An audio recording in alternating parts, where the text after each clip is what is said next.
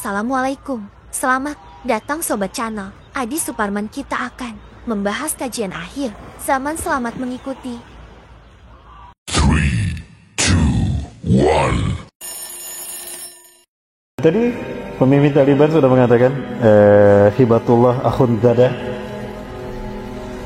apabila setelah Afghanistan ini kami kuasai, maka berikutnya adalah Palestina yang akan kami bebaskan. Itu pasukan yang kedua. Lalu pasukan yang ketiga siapa, Ustaz? Rasulullah SAW bersabda, la tazalu ta'ifatun min ummati zahirina 'alal haqq, la yadurhum man khadarahum wa la man khalafahum hatta taquma sa'ah atau hatta nazal Isa bin Maryam. Akan senantiasa ada satu taifah yang Allah tolong, yang selalu menang dalam kebenaran, dalam membela kebenaran. Tidak ada satupun orang-orang kafir yang akan mengalahkan mereka, dan tidak ada pun mereka merasa diperselisih oleh orang-orang munafik. Perilaku orang munafik tidak akan menghentikan langkah juang mereka sampai Allah memenangkan mereka, atau sampai turun Isa bin Maryam dari langit membantu kemenangan mereka. Humul ladina qala lahum Isa bin Maryam, mereka adalah pasukan yang Isa bin Maryam akan berkata kepada mereka, wa yusaffahu wujuhahum, dan mengusap wajah-wajah mereka, anta min ahlil jannah inna makanaka fil jannah, kamu ahli surga, tempatmu di surga, tempatmu di surga. Allahu Akbar. Pertanyaannya, pasukan apa itu? Satu Ahlu Syam, kedua Ashaburati Sud Khurasan, yang ketiga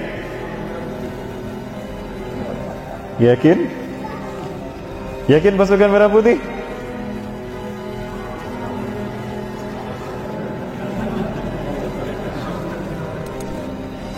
Bapak Ibu,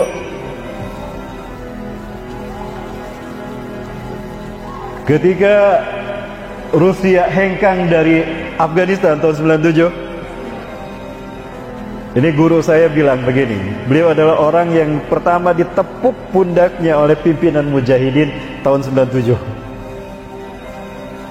Ya Indonesia, in lam yakum amrum dinina min biladina hada fasayakumu min biladikum. Hai orang Indonesia, jika Islam tidak tegak dari negara kami Afghanistan, Khurasan, maka Islam akan tegak berikutnya dari negara kamu Indonesia. Allahu Akbar. Kita lihat hadis Rasulullah SAW. Rasulullah bersabda dari Sauban, anna Sauban hadasah, bahwa Sauban bercerita, annahu sami'a Rasulullah sallallahu alaihi wasallam yakun, Sauban mendengar Rasulullah bersabda, inna rabbi zawaliyal arda, sesungguhnya Allah Tuhanku melipatkan bumi ini untukku, bumi yang bulat dibikin datar, hatta ra'aitu masyariqaha wa maghribaha, sehingga aku melihat kekayaannya terbentang dari timur hingga ke barat dunia. Wa atani al-kanzain, dan Allah memberikan dua pusaka padaku, al-ahmar wal abyad, pusaka merah dan pusaka putih. Wa anna ummati, dan sungguh umatku, sayablugu mulkuha ma zawaliya minha, umatku di akhir zaman akan kembali memimpin dunia dari timur hingga ke baratnya. Allahu Akbar. Hadis inilah yang membuat para pejuang negara kita membuat bendera kita merah putih. Betapa besar cita-cita dan harapan para pahlawan negara kita bahwa Indonesia harus menjadi negara yang membebaskan Palestina. Tapi hadis ini bukan berarti tentang Indonesia, Bapak Ibu. Sekali lagi, saya tidak mengatakan hadis ini merah putih di sini Indonesia, tidak. Ketika saya sholat subuh di sini pada tahun 2017, kami membawa jamaah umrah seperti biasa, Bapak Ibu. Kami sholat subuh di sini. Ternyata saya berpapasan dan bertemu dengan beliau. Ibu adalah dosen saya. Beliau guru besar sejarah Palestina dan sejarah peradaban para nabi. Beliau pernah saya tanya tentang merah putih dalam hadis itu. Ma ra'yukum an hadal hadis ahunaka mu'alaqah baina hadal hadis bi biladina li ana liwana al-ahmar wal abyad. Bagaimana pandangan Anda wahai Syekh?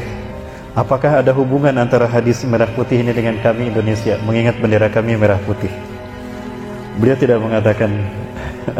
Beliau hanya menepuk pundak saya. Satu lagi Bapak Ibu yang saya tanya, Dr. Yusuf Abu Sunaina. Beliau adalah imam kami dalam waktu salat asar di Masjidil Aqsa. Beliau satu dari 4 imam besar Masjidil Aqsa. Ada Syekh Abdul Jabbar, ada Syekh beliau, ada Syekh Abu Bakar Al-Wafidah, dan beliau Syekh Ali Yaqub Al-Abbasi. Dan ini juga kami tanya Dr. Yusuf Abu Sunaina, Dr. Abu Bakar Al-Wafidah. Ini Dr. Yusuf Abu Sunaina, Ini sholat asar dan ini imam tarawih di Jogokarian, Yogyakarta. Beliau pun kita tanya pandangannya tentang Indonesia. Apa kata mereka? Ala kulli biladin alladzina yaqbaluna al-islam dinahum antum ya Indonesia lamma yakhtarkumullah li zari hadaddin qabla as-sa'ah. Dari semua negara yang menerima Islam sebagai agamanya, tinggal kalian Indonesia yang belum dipilih Allah memimpin kebangkitan Islam. Arab Saudi sudah di zaman Rasulullah dan para sahabat, betul? Dimulai dari 610 Masehi ya sampai 632 Masehi, 23 tahun. Dilanjutkan oleh para sahabat Khulafaur Rasyidin 30 tahun sampai 661 Masehi. Afrika sudah di zaman Salahuddin Al-Ayyubi, pusatnya di Mesir. Perang salib dimenangkan oleh Salahuddin Al-Ayyubi dan kaum muslimin. Eropa takluk, dunia dikuasai, pusatnya di Mesir, Afrika. Eropa sudah di masa Muhammad Al-Fatih, pusatnya di Konstantinopel, Turki. Di usia yang ke-22 tahun beliau menguasai 21 negara. Negara yang terakhir yang beliau kuasai adalah Konstantinopel. Menggenapkan hadis Rasulullah SAW, la tuftahanna al-Konstantiniyah, pada ini amal amiru amiruha, wa ni'mal jaisu dzalikal jais.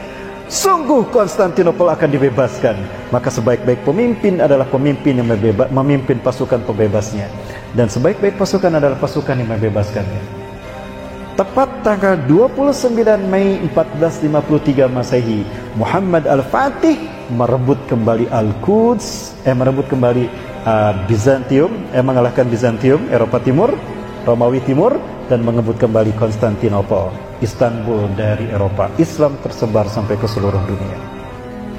Tinggal Asia yang belum Allah pilih memimpin kebangkitan Islam. Betul? Sudah Asia? Belum. Dan beliau mengatakan, antum ya Nusantara lamma yakhtarkumullah li zari hadaddin. Kalian Nusantara, kalian Indonesia yang belum Allah pilih memimpin kebangkitan Islam. Maka tidak salah Bapak Ibu jika umat Islam Palestina begitu menunggu kehadiran kita di tanah suci para nabi dan rasul. Yang pertama kali mereka kibarkan adalah bendera kita Indonesia. Kita bertanya Bapak sekalian, kenapa kalian kibarkan bendera kami? Bukan bendera kalian, itu ada di sampingnya. Apa kata mereka? Ya Indonesia, ya ikhwatan al-muslimin al-Indonesia, lasta bitahrir, ladaina maglulah. Wahai umat Islam Indonesia, kami belum merdeka, kami masih dijajah. Tapi jika nanti kalian bangkit memimpin kebangkitan Islam, memimpin dunia, di saat itu kami merdeka yang sesungguhnya. Allahu Akbar. Maka saya yakin Bapak Ibu sekalian, panji hitam yang ketiga insya Allah akan berkibar di bumi merah putih. Betul? Yakin? Lupakan kita bagaimana dahsyatnya kibaran merah putih di tanah air kita ketika terjadi fitnah melanda bangsa kita. Pembakaran bendera tauhid hanya terjadi di sebuah titik yang bernama Garut, tapi panji hitam memicu bertegaknya panji hitam di seluruh dunia. Saya menolak lupa Bapak Ibu, saya menolak lupa peristiwa itu. Inilah bukti betapa Indonesia nanti siap akan menjadi kiblat perjuangan jihad Islam di muka bumi sebelum hari kiamat. Dan saya yakin pasukan ketiga yang juga membawa panji hitam adalah datang dari wilayah timur, dan itu dipimpin oleh Nusantara Indonesia. Allahu Akbar.